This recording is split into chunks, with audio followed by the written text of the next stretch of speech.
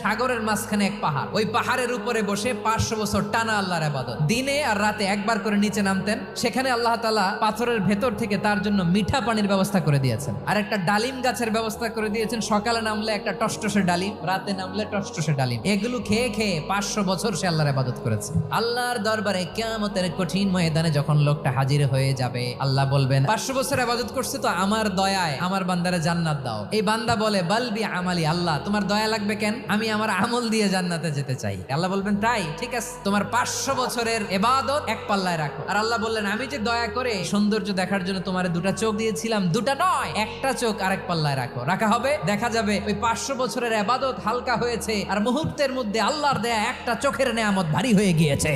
ফলাফল দেখো, হিসাব বলে তুমি এখন জাহান্নামে যাবা, যাও এবার জাহান্নামে যাও। এবার লোকটা কাচুমাচু করে বলে আল্লাহ এবার আমি বুঝতে পেরেছি তোমার দয়া ছাড়া দুনিয়ায় কেউ জান্নাতে যেতে পারবে না।